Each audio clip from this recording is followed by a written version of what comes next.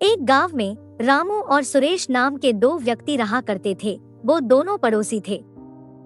उन दोनों का घर आमने सामने ही था। ऊपर से सुरेश अपने पड़ोसी रामू से अधिक धनवान भी था।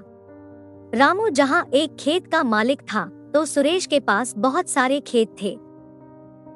एक दिन सुरेश अपने पत्नी से बोलता है कि मीनू, जल्दी से मुझे एक कप चाय बनाकर दो, मुझे एक जरूरी काम पर जाना है। इतने सुबह सुबह आपको कौन सा काम याद आ गया है जी, जो आप नाश्ता किए बगैर सिर्फ एक कप चाय पीकर जा रहे हो? तुम तो जानती हो मीनू कि आजकल खेत में काम कितना बढ़ गया है, इसलिए मुझे खुद जाकर खेतों में रहना पड़ता है। और वैसे भी इस बार मुझे बहुत सारा पैसे कमाना है, जिससे मैं शहर में एक घर बना सकूं।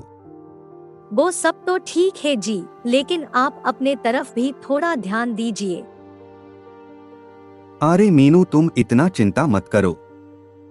ये बोलकर सुरेश जब अपने खेत के ओर जा रहा था, तभी उस गांव का मुखिया सुरेश से बोलता है कि अरे सुरेश, ये बिमला चाची तुम्हें कुछ बोलना चाहती है। जी चाची, कहिए, क्या बात है? देखो बेटा, अगले महीने मेरी बेटी का शादी है और अभी मेरे पास एक भी पैसा नहीं है। अगर तुम मुझे कुछ पैसे देते तो फिर बहुत ही अच्छा होता। हाँ सुरेश, वैसे भी तुम बहुत ही अमीर हो, तो क्यों ना तुम इनका थोड़ा मदद ही कर दो। देखिए मुखिया जी, मैं अमीर हूँ इसका मतलब ये नहीं कि मैं सबका मदद करता फिरूं। आप कहीं और जाकर मदद मांगिए, मैं किसी का मदद नहीं कर सकता। ठीक है, मैं चलता हूँ, मुझे और भी बहुत काम है।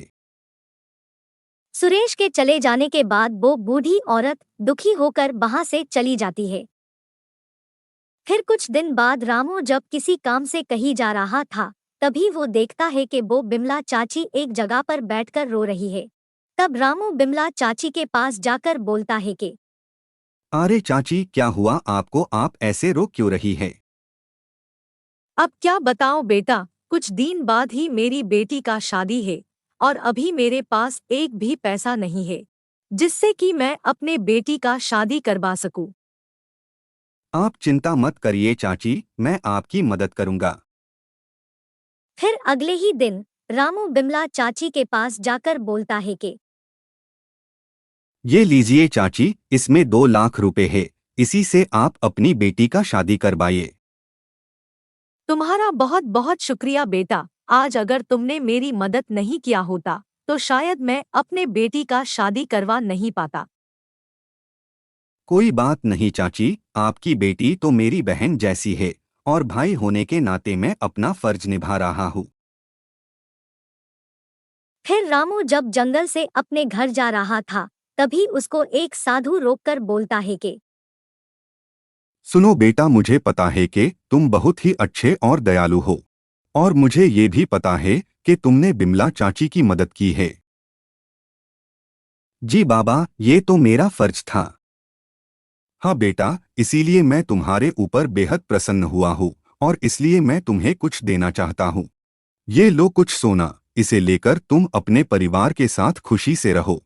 एक और बात बेटा, ऐसे ही तुम गरीब लोगों की मदद करते रहना। जी बाबा, मैं ये सब बात जरूर याद रखूंगा। फिर रामू घर जाकर अपने पत्नी को सारी बात बताता है। ये सुनकर रामू की पत्नी बहुत ही खुश हो जाती है। तब वो लोग उन पैसों से एक अच्छा सा घर बनाकर गरीब लोगों की मदद करते हुए खुशी से रहने लगता है। ये देखकर सुरेश और उसकी पत्नी रामू से जलने लगते हैं। तो दोस्तों, ये छोटी सी कहानी आप लोगों को कैसी लगी, आप लोग बताइएगा जरूर। और हाँ, ऐसे ही मज़ेदार कहानी देखने के लिए वीडियो को लाइक एंड चैनल को सब्सक्राइब करना ना भूलिएगा।